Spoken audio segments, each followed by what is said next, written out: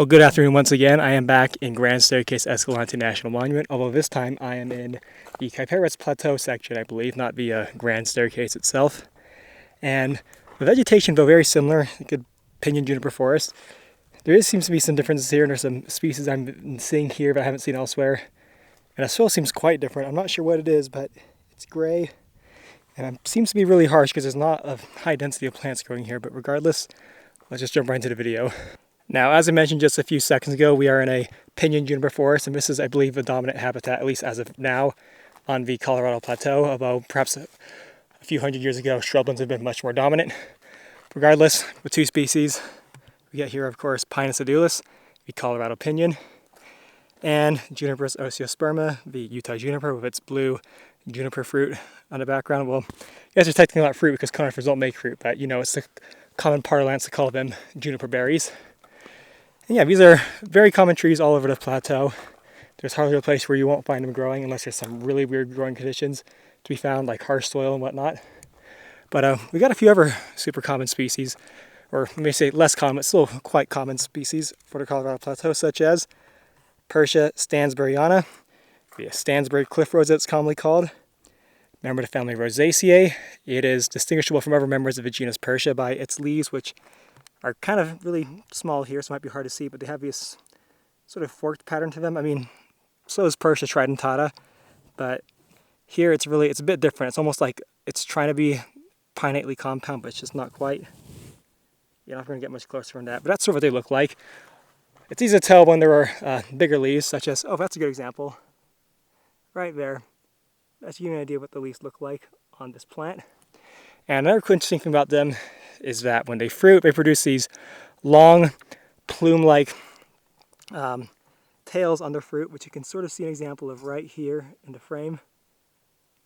I don't know what the purpose of this is. It's basically an extension of a stigma, and otherwise I don't know what it does at all. I was told somewhere that they, on the contact with water, will expand, or not so much expand, but stretch out to help bury the plants into the soil, but trying that has yielded no results at all, so I'm not entirely sure if that's actually true.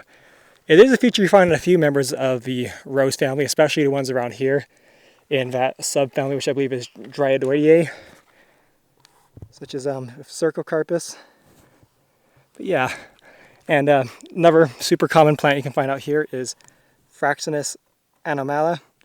Well, I should say it's super common, but a lot of other areas in the Colorado Plateau, I don't find it growing as much, but regardless, it's also known as a single leaf ash for reasons that should be fairly obvious once you look at the plant. The leaves are not compound, unlike most ashes, which do have compound leaves. So, again, fairly self-explanatory name if you know what ashes normally look like. Most of them live in less harsh conditions than this, unlike the typical broadleaf forest, and some even grow into the more tropical areas, like the chamois ash, which can be found in parts of tropical Mexico. So this one's a bit interesting that evolved to be adapted to the deserts out here. And I'm not sure if the single leaf has anything to do with it, but it might.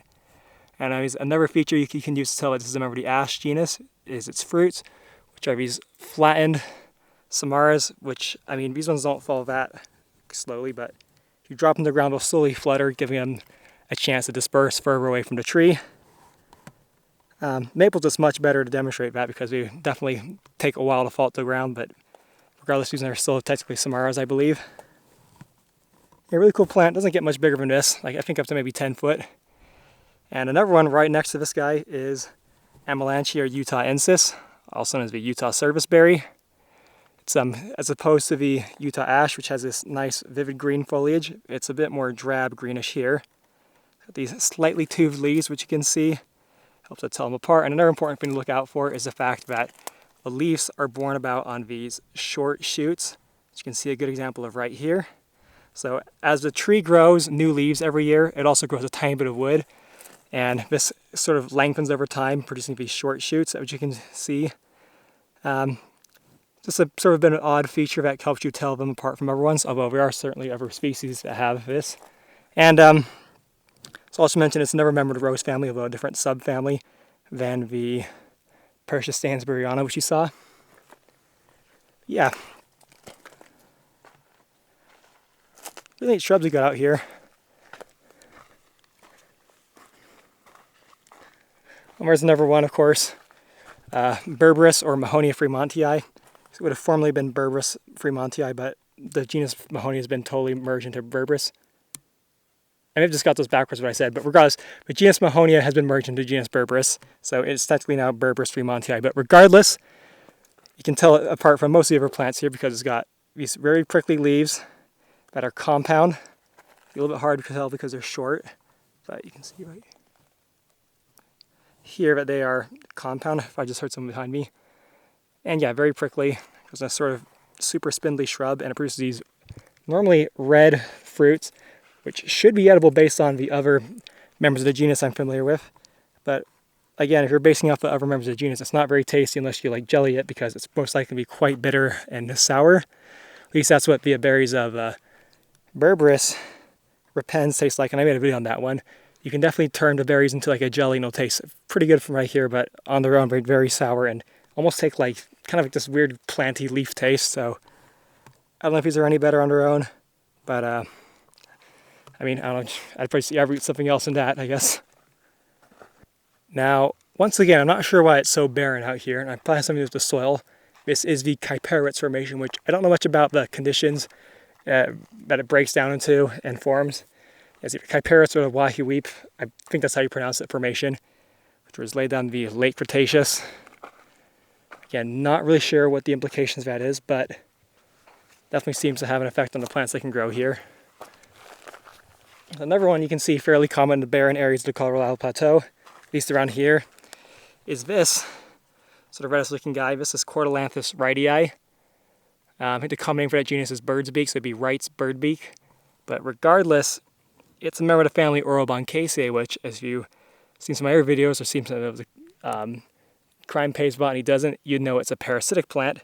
So, or at least potentially parasitic. Or sorry, to say the family Oroboncaceae is parasitic. These ones are only hemiparasitic. I don't know if they're actually parasitizing any plants here, but you often find them growing in super barren areas like this that have the appearance of at least being disturbed.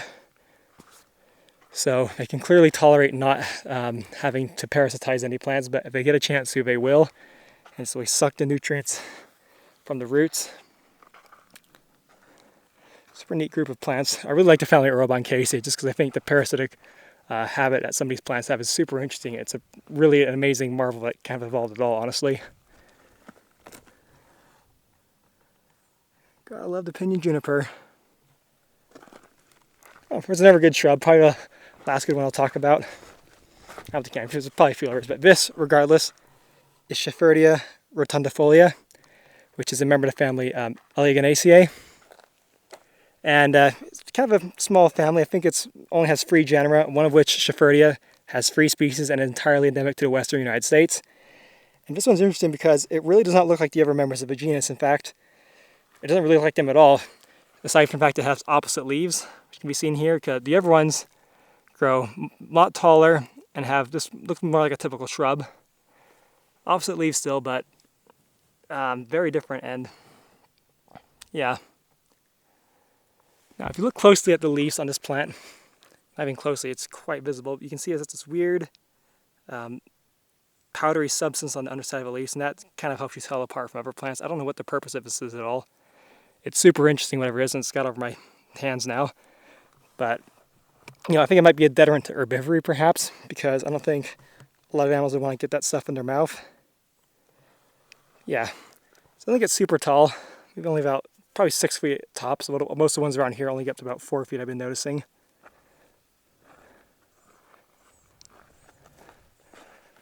More of a Amelanchier utahensis right here.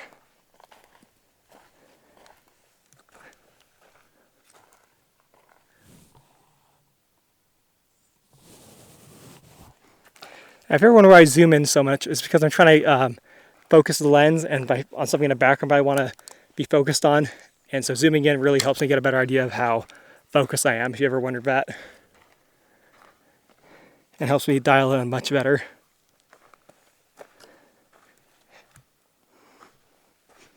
Speaking of the genus Purshia, this, I believe, is going to be Purshia tridentata. Well, I think that's it. Yeah, that's definitely it. See, the leaves are quite similar to those of Purshia stansburiana. but definitely different because they're just normally three-toothed. Is this Purshia tridentata? I'm pretty sure this is. There's a small chance it could be. No, this is okay. Yeah, right. This is definitely tridentata. You can see because the fruits here, right there, don't have the plume-like thing on them. So only a few members of the genus Purshia, and I don't know if it's normal to have the plume-like thing or to have the non-plume-like fruit, as you can see here. Get a better zoom in for you. So yeah, but regardless, that's one way you can tell the two apart if the leaves are giving some trouble, because they can really look very similar at times. I mean, very often Purshia tridentata leaves look more like that of the, like Artemisia tridentata, just the typical three-tipped leaves. But sometimes it can really throw you off.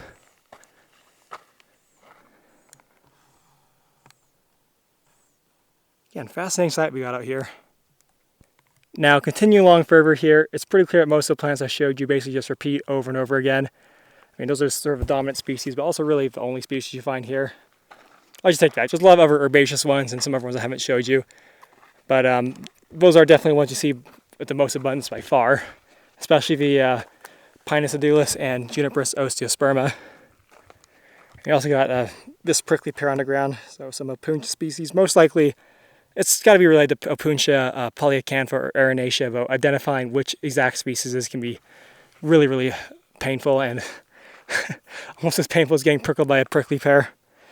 That's obviously a bit of an exaggeration, but it's very frustrating to tell them apart because no one can even agree on which is a species and which is a variety or subspecies.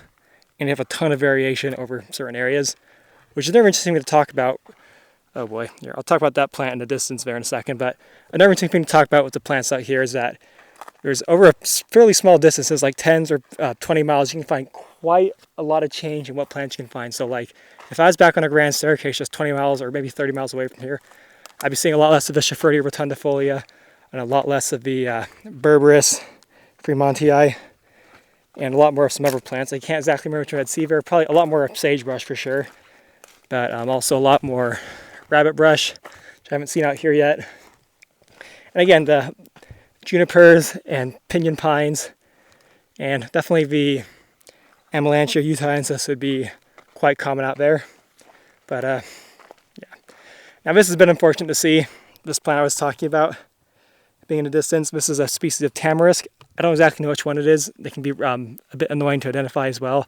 And I think there's only a few that have been introduced to Utah, but it's really not important. What is important to know is that in Utah, it's a highly invasive plant.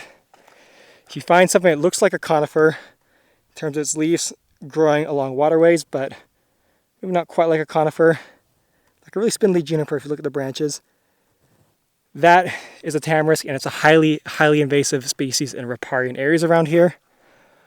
Very unfortunate it's gotten so out of control, because it is a very difficult plant to control. I think there's been some attempts to use insects to control it, but it just propagates super aggressively out here and doesn't have any natural predators or insect pests, so it just goes crazy out here and totally destroys natural riparian communities that would be dominated normally by, say, cottonwoods, box elders, and willows, all sorts of other good native plants. And thankfully it's not super thick here. I mean, it can get really, really dense in alongside permanent waterways. On the washes, you just find them super sparse like that, but again, super annoying plant.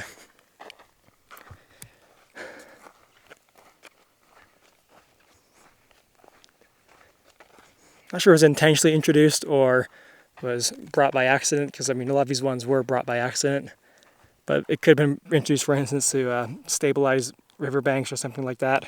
Not surprised me at all. Oh well. Finally see the Gutierrezia cerathrya, or broom snakeweed, is starting to bloom, which is nice. This is a super late blooming plant for around here, because most plants are going to bloom in the spring, some will bloom in the summer, but a few of them prefer to bloom in the fall. Most of them being members of the family Asteraceae that have these yellow flowers. So rabbitbrush will also bloom pretty late. Sagebrush blooms pretty late, and the ragweeds will. And this one's a good late bloomer. So one of the latest blooming plants around here.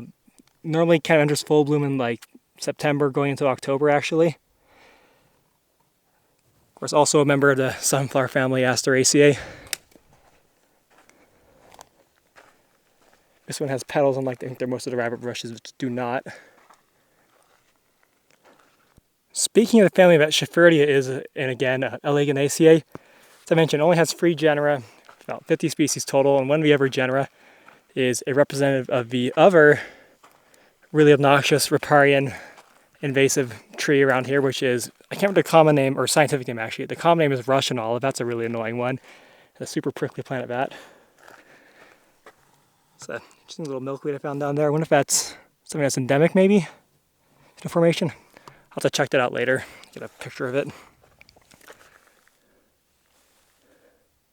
Definitely got to be a milkweed though. Oh, maybe it's not actually. Oh, you know what that might be? That might be the mirabilis, the Colorado mirabilis. I can't remember what. Yeah, because you see right where the two, those 2 leaves come out right there. It then has it splits into 2 branches, which is very characteristic of the genus mirabilis and really Nyctaginaceae as a whole. Nyctaginaceae, that's an interesting family. Just a member of Caryophyllales. So, you know, a lot of them are going to be adapted to the deserts that we have here. But I just know one species also is found, or one group is found in the tropical Pacific Islands, which is my other sort of specialty at the moment. So genus Pisonia, but regardless, I think this might be what it is. If it is, I'll put a picture up of what that looks like and show you. It's a pretty cool plant actually. These super big leaves.